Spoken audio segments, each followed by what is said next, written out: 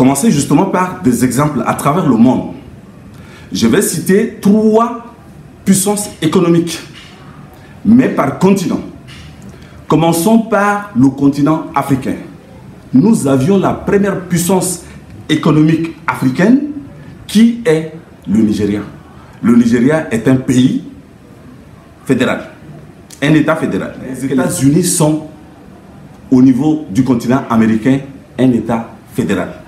Et qui sont une puissance mondiale, sinon la première puissance mondiale. Nous prenons l'exemple de l'Europe. Nous avions l'Allemagne. L'Allemagne est un État fédéral. On parle des Länder. Ce pays-là est une puissance européenne. Je vais terminer avec l'Asie. C'est vrai, la première puissance asiatique est la Chine. La Chine est socialiste. Mais vous avez l'exemple des Émirats arabes unis, qui sont un État fédéral. Lorsqu'on considère le niveau de développement aujourd'hui des Émirats arabes unis, on est surpris. C'est une destination touristique à travers le monde aujourd'hui. Je fais ce tour pour vous dire qu'aujourd'hui, les grandes puissances à travers le monde sont des États fédéraux. Nous sommes un État unitaire depuis 1960. Ça ne date pas de la prise du pouvoir de Déby en 1990. Ça va plus loin. Nous sommes État unitaire depuis 1960. Et après 62 ans d'indépendance, nous n'avions pas bougé d'un seul iota. C'est pourquoi, à mon avis, il faut marquer un pas vers autre chose. Des États fédérés. Ça veut dire concrètement quoi? Ça veut dire que le Tchad est tellement divers. Le Tchad est tellement divers, mais sur tout le plan, sur le plan culturel, sur le plan économique, sur le plan, on va dire, caractéristique des us et coutumes, etc. Le Tchad est différent à tous les niveaux, selon qu'on va du sud au nord, selon qu'on va du nord au sud, le Tchad est divers. Et nous avions peiné pendant 62 ans à amorcer le véritable développement.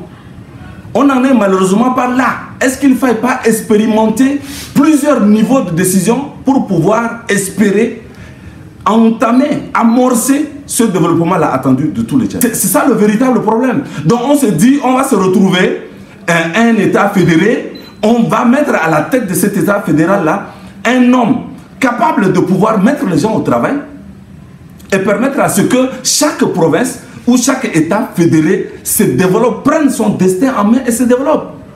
Parce que figurez-vous, lorsqu'on sera dans un État fédéral, qu'est-ce qui va se passer? L'État fédéral basé à N'Djamena n'aura que 3 domaines de compétences. À savoir la diplomatie, donc les relations internationales, c'est ce qui sera maintenu au niveau, on va dire, fédéral. Mais le deuxième élément, c'est la monnaie. Le Tchad, au niveau fédéral, continuera par gérer la monnaie.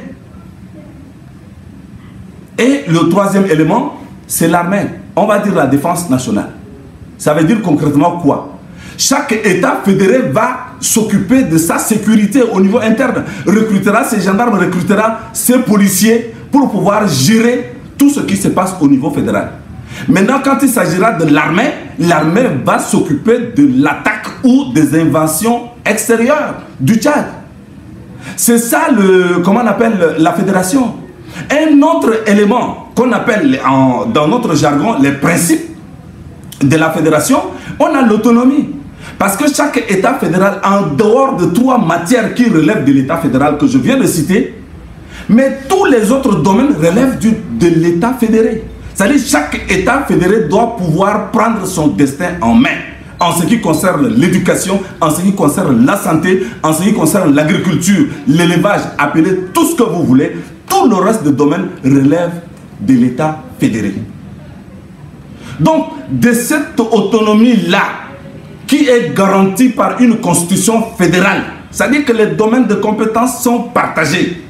Ce n'est pas comme dans une décentralisation où l'État va prendre une loi au niveau central pour dire je retire telle compétence à une province ou bien je lui accorde une telle compétence. Ce n'est pas comme ça que ça se passe. C'est la constitution. Si nous changeons de cap à un moment donné, ou bien si un autre régime nous déclare, nous donne l'opportunité d'aller au référendum, il va falloir qu'on choisisse une autre forme d'État que ce que nous avions vécu jusqu'à là. Et moi, je suis pour que nous expérimentions l'État fédéral. Que ce soit clair. Que nous expérimentions pour que nous puissions sortir de la situation dans laquelle on est. C'est un piège même où on est pris là-dedans.